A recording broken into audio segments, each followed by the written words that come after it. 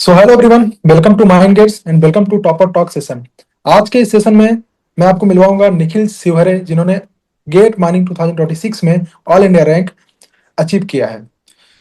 वो एक state government college UIT RGPV Shahdol से बिलोंग करते हैं। वहां से अपनी ग्रेजुएशन कंप्लीट की 2021 में, और 2021 से रिगरस पढ़ाई करते हुए उन्होंने 2026 में ऑल इंडिया रैंक 1 अचीव किया। देखो, प्राउड की बात तब होती है जब कभी भी प्राइवेट कॉलेज या फिर स्टेट गवर्नमेंट कॉलेज जैसे इंस्टीट्यूट से पढ़ के एक बहुत अच्छा रैंक, मतलब ऑल इंडिया रैंक लाता है। तो ये बहुत ही बड़ी एक अचीवमेंट होती है कि आप ऐसे कॉलेज से नहीं हो, एनआईटी आईआईटी से नहीं हो, एक आप स्टेट गवर्नमेंट प्राइवेट कॉलेज से है, पढ़ के इतनी मेहनत करके लाते हो। तो इसका मतलब वो एक डिसिप्लिन, उसका एक डेडिकेशन और उसका एक एक लंबा सफर मेहनत का वो एक देखने को मिलता है। तो आज के इस सेशन में आप लोग को बहुत कुछ जानने को मिलेगा निखिल शिवहरे के बारे में। उन्होंने कैसे अपनी प्रिपरेशन स्टार्ट की और उसके बिहाइंड क्या स्ट्रेटजी थी। आप अगर ऐसे कॉलेज से बिलोंग करते हैं तब भी आप ऑल इंडिया रैंक ला सकते हैं, 1 ला सकते हैं, आप अच्छे रैंकर बन सकते हो, बशर्ते आपको एक डिसिप्लिन, एक प्रॉपर स्ट्रेटजी और प्लान के साथ आपको मूव ऑन करना होगा। ओके, सो आज के वीडियो में हम सारा चीज डिस्कस करेंगे। सो सबसे पहले बहुत बहुत बधाई निखिल जी आपको, all India rank thank you sir. GATE examination में। आपको कैसी फीलिंग आ रही है अभी? सर बहुत अच्छा लग रहा है कि मैं अपने क्या रैंक 1 ला पाया और कॉलेज का भी नाम कर पाया। जी जी, श्योर श्योर। और बहुत प्राउड की बात है कि आप ऐसे कॉलेज से पढ़ के इतना लंबा जर्नी को तय करके आए हैं। बहुत कुछ सीखने को मिला होगा और बहुत अच्छा शेयर कर पाएंगे। तो निखिल जी, सबसे पहले आप अपने बारे में एक ब्रीफ इंट्रोडक्शन दीजिए। आप कहाँ से बिलोंग करते हैं, आपकी फैमिली बैकग्राउंड क्या है? सर मेरी फैमिली बैकग्राउंड में सर पापा जॉब करते हैं, रेलवे पे है। मम्मी हाउस ओके वाइफ और एक छोटा भाई है। और सर मैं ओके एक शहर शहडोल मध्य प्रदेश से बिलोंग करता हूँ। ओके मेरी ओके वहीं से स्कूलिंग भी वहीं से हुई है, Central Academy higher secondary school से। और वहीं से मेरी कॉलेज भी हुई है, यूआरटी आईजीबीवी शहडोल से। Okay okay. इट मीन्स आप प्रॉपर शहडोल से ही अपने स्कूलिंग किया और वहीं से आपने ग्रेजुएशन कंप्लीट किया? Yes sir. Okay okay. So आप जब स्कूलिंग टाइम पे थे तो वहाँ पे आपका हिंदी था या इंग्लिश था? मीडियम सर क्या था आपका? English sir, English okay, medium थी इंग्लिश सर। इंग्लिश मीडियम में थे। ओके, जनरली ये क्वेश्चन मैं इसलिए कर रहा हूँ क्योंकि कई बार हिंदी मीडियम के स्टूडेंट थोड़ा सफर करते हैं। ठीक है। ओके, सो आई थिंक आपको ये कहीं ना कहीं एक अच्छा एडवांटेज मिला होगा इसका। Okay, so first of all start करते हैं हम 2021 से, जब आपने पास आउट हुए और इसके बाद आपने गेट लिखा 2021 में। तो क्या वहाँ पे क्या रिजल्ट था? सर मैं जब कॉलेज पास किया तो मैं उतना सीरियस नहीं था गेट के लिए। जी। तो, तो मैंने सर फिर जब कोल इंडिया आया, मुझे पता चला कि कोल इंडिया ले रहा है। तो उस टाइम पे तो सर 2021 की तैयारी नहीं की। तो सर 2022 में फिर एक मौका मिला कि ओके 2022 में फिर मैंने तैयारी की। लेकिन ओके बट सर जो रिजल्ट चाहता था वो रिजल्ट मुझे मिल नहीं पाया था। Okay okay yes sir. तो सर फिर मैंने क्या बोलते हैं वापस से 2023 के लिए किया और 2024 भी दिया, बट वो रिजल्ट अचीव नहीं कर पा रहा था जो मैं करना चाह रहा था।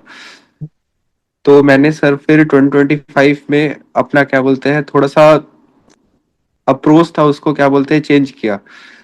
सिलेबस सिलेबस तो कंप्लीट कर ही रहा था और ज्यादा मेरा फोकस था सब्जेक्ट वाइज स्ट्रेटजीज पे और और डिसिप्लिन रिवीजन। और उस पे मैंने क्या 15 साल के क्वेश्चन को सॉल्व करता था, पीवाईक्यू को। तो उस पे मैं देखता था कि क्या गलतियां कर रहा हूँ। और वही सर मैंने कंसिस्टेंट रहा और डिसिप्लिन माइंडसेट से अपने जो प्रीवियस फेलियर था, तो यहाँ तक मैं पहुंच पाया उसको ओवरकम करके। Okay okay okay. सो आपने मिस्टेक्स को देखा, क्या हमने मिस्टेक किया, और उस मिस्टेक्स को अवॉइड करते हुए धीरे धीरे आप यहाँ तक पहुंच पाए। Okay, yes sir. चलिए मैं इस साल पे आता हूँ। आप इस साल गेट 2026 के लिए जब प्रिपरेशन स्टार्ट कर रहे थे तो कब से स्टार्ट किया?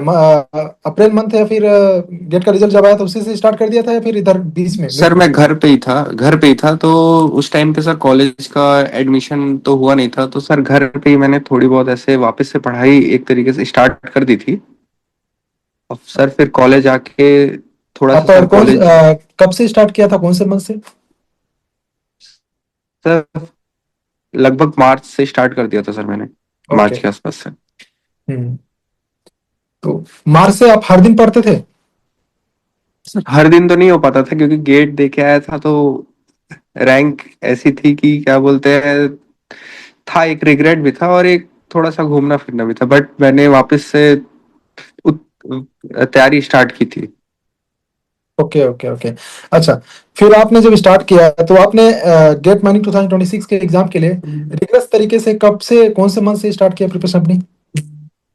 सर गेट 2026 के लिए सर मैंने तभी से ही स्टार्ट कर दिया था सर, पढ़ रहा था मैं, बट कॉलेज में आने के बाद थोड़ा सा मेरी पढ़ाई का रूटीन बिगड़ा था, ओके ओके क्योंकि क्लासेस रहती थी, सब कुछ मेरे को मैनेज करना पड़ता था। फिर क्या बोलते हैं, मैं उसी के बीच मैनेज करना सीख गया, तो वहीं पे मैंने गेट 2026 की प्रीवियस वो पढ़ाई करना स्टार्ट कर दी थी, मॉक टेस्ट देना और क्या बोलते हैं रिवीजन करना नोट्स से, बस।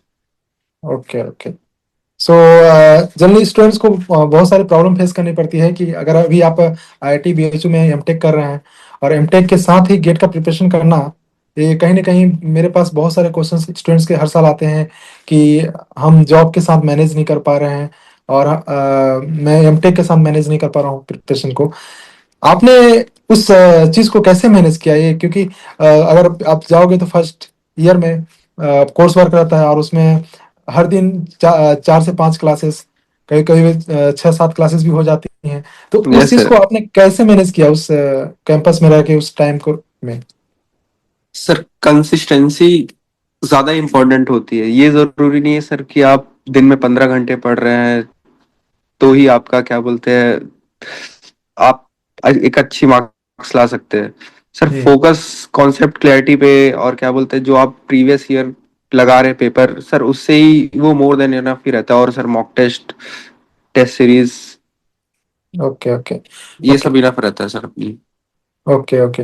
सो तब जैसे कि आपने स्टार्ट कर दिया था प्रिपरेशन, तो ऐसा आपका कुछ, आपका डेली रूटीन क्या था? कैसे मतलब हर दिन कितने घंटे पढ़ लेते थे?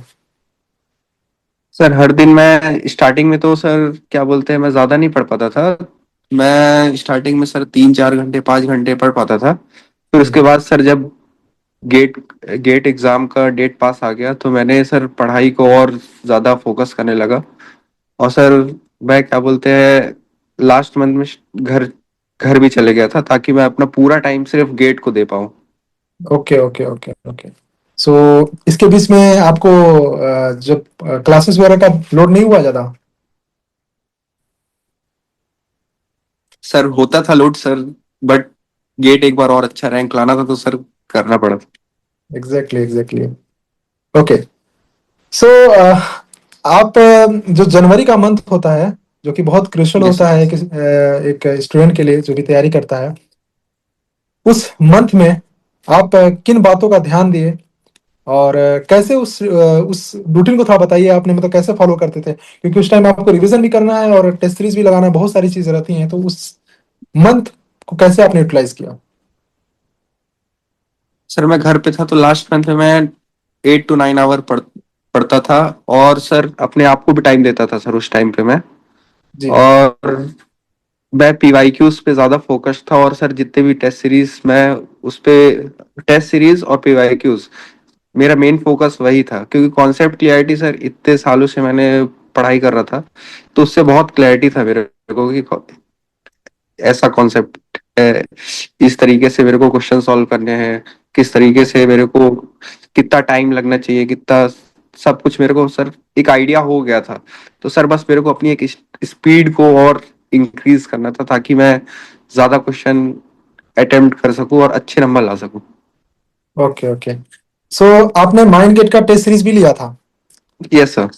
सो उसमें उसको कैसे यूटिलाइज किया आपने, मतलब अपने प्रिपरेशन में उस चीज को कैसे यूटिलाइज किया?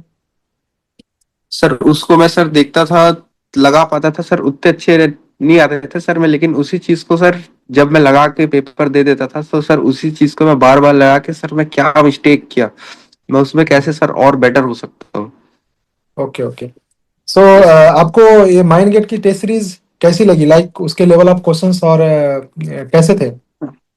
सर बहुत अच्छा लेवल रहता है सर माइंड गेट की टेस्ट सीरीज का। एक अगर आपको कॉन्सेप्ट और फंडामेंटल थोड़ी सी और क्लियर करनी है, मतलब क्लियर नहीं है, तो सर आप ये जान सकते हैं टेस्ट सीरीज देके कि आप क्या कर सकते हैं सर इसमें, और आप क्या ओवरकम कर सकते हैं अपनी, क्या आप गलतियां कर रहे हैं, मिस्टेक्स, पूरी सर क्लियरिटी, बहुत ज्यादा क्लियरिटी है।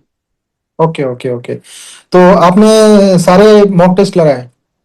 ये सर सारे मॉक टेस्ट कराए थे सर मैंने। Okay okay.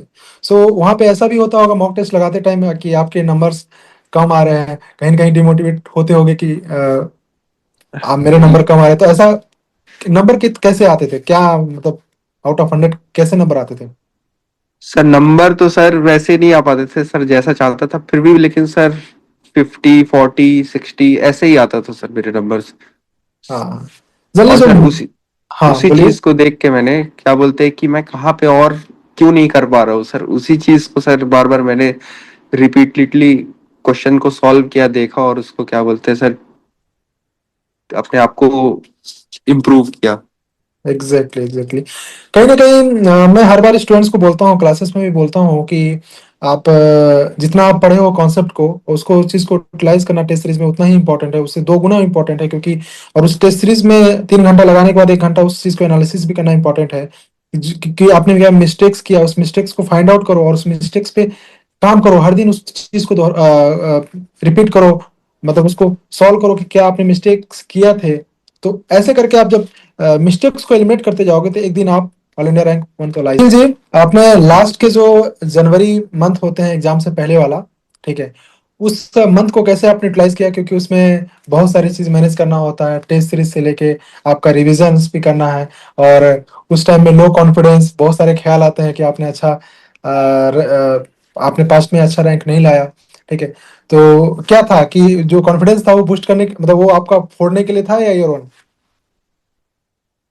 Yes sir, AIR 1 का तो सर नहीं पता, लेकिन मेरे को अपना ये था कि मेरे को अपना पूरा बेस्ट देना है, जितना मेरी क्या बोलते हैं कैपेबिलिटी है। और मैंने क्या बोलते हैं उसी को क्या बोलते हैं अच्छे से तैयार किया, अच्छे से पढ़ाई किया, और क्या बोलते हैं बार बार PYQs मॉक टेस्ट। सर यही मेरा पूरा लास्ट मंथ का रूटीन था सर, उससे बाहर मैंने कुछ भी नहीं किया है। Okay okay. का एग्जाम का डे आ गया, आप सुबह से एग्जाम हॉल में गए, तो सबसे पहला इम्प्रेशन क्या था आपने जब पेपर्स को देखा, तो उस टाइम आपका पहला फर्स्ट इम्प्रेशन पेपर को देखने के बाद क्या था? आपने कैसे किस वे में क्वेश्चंस को अटेम्प्ट किया, ठीक है, लाइक पहले जनरल एप्टीट्यूड खत्म किया है फिर माइनिंग सेक्शन में गए, तो वो क्या फ्लो चार्ट था आपका? सर मेरे को पहले से पता था कि सर एप्टीट्यूड में जितना ज्यादा नंबर हो सके उतना ज्यादा नंबर लाया जा सकता है, सर मैंने एप्टीट्यूड पे पहले पूरा फोकस किया। फिर मैंने वन वन, क्योंकि मैं ज्यादा सर डायरेक्ट लास्ट से हार्ड नहीं जा सकता था सर, तो मैंने वन वन एक फर्स्ट क्वेश्चन से सर मैंने स्टार्ट किया, हम्म। और सर बस सॉल्व देखता था क्वेश्चन, तो सर मैं सॉल्व करने स्टार्ट कर देता था। और सर इस बार कोई क्वेश्चन सॉल्व करने में मैंने हेसिटेशन नहीं किया कि मुझे देखते साथ मैं स्किप कर रहा हूँ, सर मुझे वो सॉल्व करना है तो उसको रीड करना है, तब आगे बढ़ना है। Okay okay. तो आपने जैसे कि जो ऑर्डर होता है क्वेश्चन को सॉल्व करने का, लाइक मतलब आपने क्वेश्चन नंबर 1 से स्टार्ट किया, तो क्वेश्चन नंबर 1 से यस 65 सर। तक गए क्या? फिर एक एक मार्क्स के क्वेश्चन को से देख के फिर मतलब जो इजी क्वेश्चन होते हैं 1 मार्क्स के उसको निपटाया, क्या सर पैटर्न था? पहले इजी मार्क्स 1 मार्क्स के इजी क्वेश्चन ही सर मैंने पहले निपटाए। Okay okay.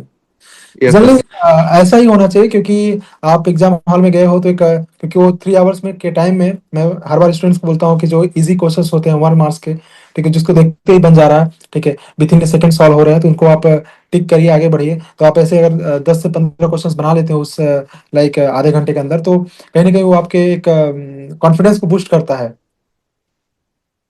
Yes. Yes sir. तो ठीक है। तो आपका एग्जाम हॉल में जब आप कर रहे थे तो कैसे क्वेश्चंस कुछ मिले क्या जिसमें आप फंसे? यस सर, क्वेश्चंस मिले थे, मैं देख के सॉल्व करने को मैं स्किप करना चाह रहा था, हाँ। बट फिर लेकिन नहीं, मैंने बोला नहीं, इसको सॉल्व करना है सर, एक बार अटेम्प्ट देना है, एक ट्राई देना है सर। मैंने हर क्वेश्चन को सर एक ट्राई दिया है, मैं पीछे नहीं हटा सर, कोई भी क्वेश्चन देख के सर मेरे को एक होता है मन के अंदर कि सर कई लोग देखते हैं क्वेश्चन, देखते साथ ही सर वो ब्लैंक हो जाते हैं, स्किप कर देते हैं, मैं भी ब्लैंक हो रहा था, बट मैं उसको अटेम्प्ट वापस से रीड करता था और अटेम्प्ट करता था। कहीं कहीं आप होता है कि आप क्वेश्चंस में फंस जाते हो और उसी में घूमते रहते हो लूप में, और कई देखते देखते 10 से 15 मिनट लग जाता है। इस चीज को, यस सर। ऐसा कुछ हुआ? नहीं सर, इस बार मेरे साथ वैसा तो कुछ नहीं हुआ है। अच्छा अच्छा, okay, good. Yes sir. So finally आप 3 आवर्स बिता लिए। जब आपका सबमिट बटन क्लिक यस हुआ सर। तो कैसा लगा, मतलब यस सर। कि इस बार अच्छा किए? यस सर, लगता सर हर बार पेपर देता रहा सर, वैसे ही लगा कि इस बार अच्छा किया हो सर, हर बार दिया हो, बट क्या बोलते हैं इस बार इतना एक्सपेक्ट, मतलब इतना अच्छा मैंने एक्यूरेसी पे सर कर दिया पेपर, वो अलग था सर, मेरे लिए फीलिंग अलग थी जब सर घर आके सर मैंने मिलाया सर आंसर्स की, मैच कर रहे सर, सही है वो चीज के लिए। Okay okay okay. सो ठीक है, तो इसके बाद आपका रिस्पॉन्स शीट आया, ठीक है। तो यस रिस्पॉन्स सर। शीट आई, और इसके बाद हम लोग ने अपना एक मास्टर टूल जो कि रैंक प्रिडिक्टर, काफी स्टूडेंट को पसंद आया। Yes sir. Yes sir. Yes तो सर। उसमें डालने के बाद शौक तो नहीं हो गए कि अरे इतना ज्यादा कैसे नंबर आ सकता है, कहीं गलत तो नहीं बता रहा है? Yes sir. यस सर, मैं टोटली शॉक था सर, मैं सोच रहा था कि सर 60 70 70 तक सोचा था सर, 70 75, लेकिन सर और ज्यादा सर स्कोर, और भी बहुत सारे क्वेश्चंस थे जो मैंने अटेम्प्ट किए थे, और वो सर एक सही हो गए सर, क्या बोलते हैं। Okay okay okay. सो जैसा कि आपका टोटल मार्क है 83.37, ठीक है। आपका यस सर। पहले 79 था, अभी इसके बाद आपके 2 क्वेश्चंस बढ़े, 2 क्वेश्चन सही हुए, 4 नंबर बढ़े, इसका 83 हुआ, ठीक है। और यस सर। इसके बाद देखा जाए जनरली क्या होता है कि 50 प्लस में बहुत सारे स्टूडेंट्स होते हैं, लेकिन इस बार बहुत ज़्यादा गैप देखने को मिला है, ठीक है। ओके। सो जब रिजल्ट आपका दिन आया, ठीक है, क्योंकि यस सर। 18 मार्च से ही रिजल्ट का एक स्टार्ट हो गया था कि रिजल्ट आने वाला है, ठीक है। 19 को आपने यस सर। रिजल्ट देखा, ठीक है। हालांकि रैंक यस प्रिडिक्टर से सर। पता तो चल जाता है किसका आ रहा है, लेकिन एक यस कंफ्यूजन सर, क्यों आइडिया रहता है लग गया था। यस सर, हाँ वो पिछले साल भी सर हम लोग ने दिया था, तो सर आपने पिछले साल से रैंक प्रिडिक्टर किया, तो सर पिछले साल भी सर रैंक प्रिडिक्टर से ही आइडिया हो गया था क्या रैंक आएगी सर, और बहुत एक्यूरेट रैंक एक तरीके उसमें शो करता है। हाँ। लेकिन कहीं ना कहीं स्टूडेंट को एक कंफ्यूजन होता है, शायद आपको भी हुआ होगा कि यस। अरे क्या पता मेरे से, क्या पता वो उसने रिस्पॉन्स शीट अपनी डाली यस ना सर। हो, उसका भी आ सकता है, कहीं ना कहीं yes sir. Doubt. Yes sir. तो रिजल्ट के दिन जब आपने रिजल्ट आया, तो उस टाइम कहाँ थे आप?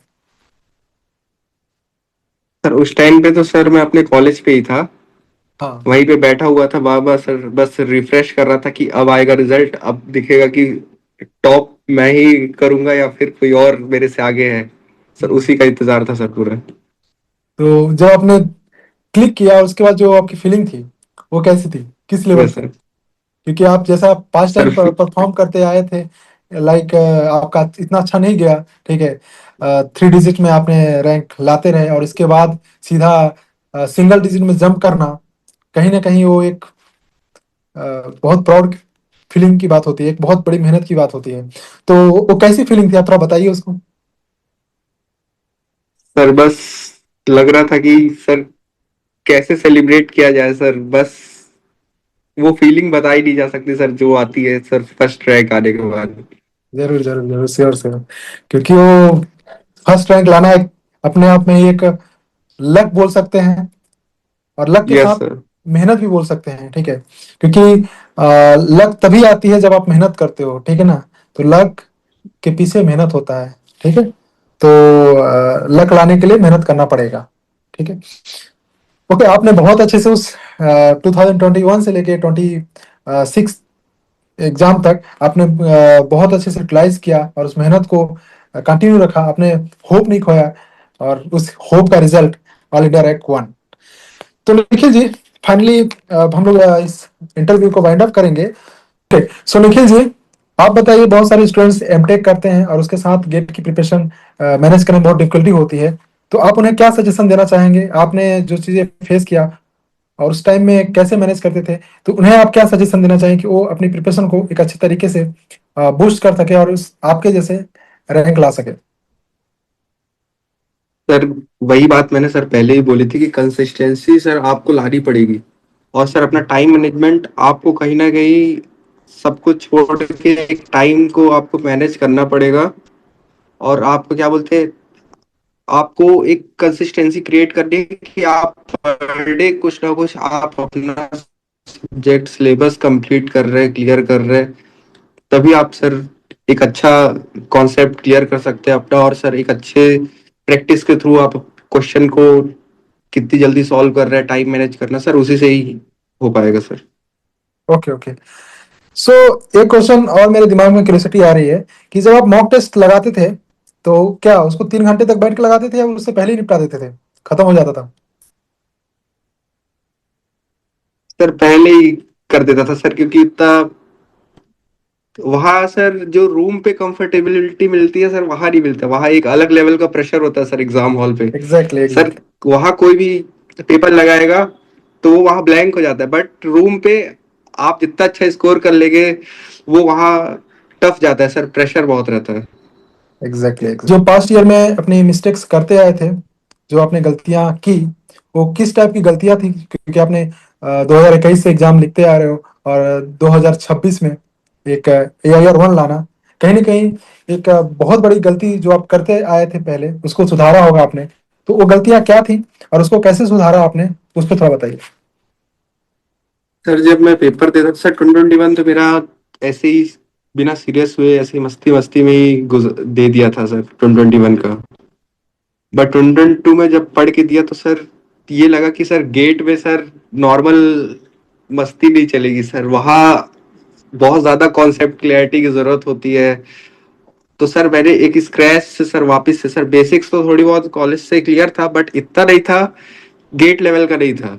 तो सर गेट को मैंने क्या बोलते हैं एक प्रेफरेंस रखा, वापस से सर स्क्रैच से एक स्टार्ट किया और बार बार उसी चीज को रिपीटेडली सर अपने आप को सर हर एक माइनर मिस्टेक्स को जो भी करता था सर उसको पर पर ईयर पर डे जो भी उसको एक इम्प्रूव करता रहा सर मैं। तब जाके सर मैं आज यहाँ तक शायद पहुंच पाया हूँ। Exactly exactly exactly.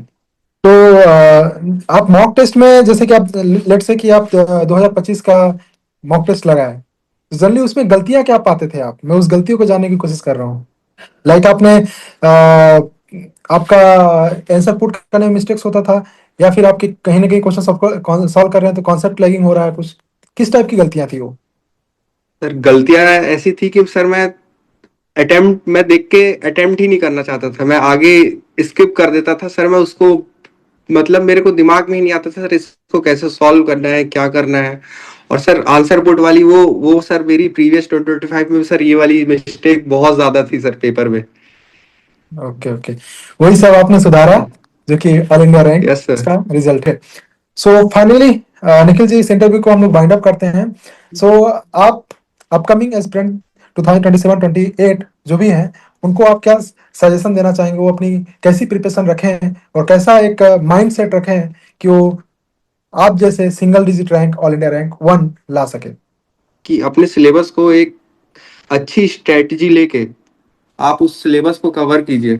और क्या बोलते हैं सब्जेक्ट पे, हर सब्जेक्ट पे फोकस कीजिए। और सर जो आपका वीक सब्जेक्ट है सर उस पे भी एक फोकस कीजिए सर, वो भी आपको चाहता हूँ कि अपनी कंसिस्टेंसी को पर डे बरकरार रखिए। और per day sir mock test को एक डिसिप्लिन वे पे रखें कि आप उसको बार बार जो भी गलतियां कर रहे हैं उसको बार बार आपको सुधारना है। गलती हर हर किसी से होगी, लेकिन आपको बार बार उस गलतियों को सुधारना है, वही एक सबसे बड़ा की है एक अच्छी रैंक लाने के लिए। Okay okay. So thank you so much Nikhil, और बहुत बहुत बधाइयाँ, शुभकामनाएं। और भविष्य में आप एक अच्छे जगह जाइए और वहां भी फोड़िए, ठीक है, बहुत अच्छी तरीके से। और वहां भी आप डिसिप्लिन होकर चीजों को करिए। ओके। सो इस इंटरव्यू में हमने निखिल जी से बात किया। आगे अपकमिंग इंटरव्यू में बाकी जो भी हमारे रैंकर्स हैं उनसे हम लोग डिस्कस करेंगे, और उनकी स्ट्रेटजी और उनके जो प्लान्स हैं throughout the GATE journey, उसमें हम लोग डिस्कस करेंगे। सो जैसा कि इस इंटरव्यू का मैं एक समरी दे देता हूँ। निखिल जी एक स्टेट गवर्नमेंट जैसे कॉलेज से पढ़ के एक मिस्टेक्स को कैसे वो एलिमिनेट करते हुए इस ऑल इंडिया रैंक 1 तक पहुंचे, वैसा आप भी कर सकते हो, लेकिन उसके लिए है कि आपको एक डिसिप्लिन तरीके से थ्रू आउट द जर्नी, आपको ऐसा नहीं है कि एक दिन पढ़ाई कर रहे हो, अगले दिन आप एक दिन 8 घंटे पढ़ लिए, अगले दिन आप 2 घंटे 3 घंटे पढ़ रहे हो। ऐसा करने से चीजें इनबैलेंस हो जाएगी, आप पैसा अचीव नहीं कर पाओगे। तो आपको एक प्रॉपर एक शेड्यूल बनाना पड़ेगा, एक डेली रूटीन फिक्स करना पड़ेगा कि हमको डेली 5 घंटे पढ़ना है। ठीक है, रेगुलर पढ़ाई करनी पड़ेगी, तभी जाके आप ऐसे रैंक और ला सकते हो। ओके, सो जो लोग भी गेट माइनिंग 2027 के लिए प्रिपरेशन करना चाहते हैं, वो इस सारी गलतियों को अवॉइड करते हुए ऑल इंडिया रैंक 1 ला सकते हैं, जैसा कि हमारे निखिल जी एग्जाम्पल है। ओके, सो इस वीडियो को यहीं पे हम लोग एंड करते हैं। बाकी अपकमिंग जो भी सेशंस होंगे उसमें हम लोग जो भी हमारे टॉप रैंकर्स हैं उनसे हम लोग डिस्कस करेंगे और उनकी स्ट्रेटेजी के बारे में जानेंगे। Okay, thank you for watching this video.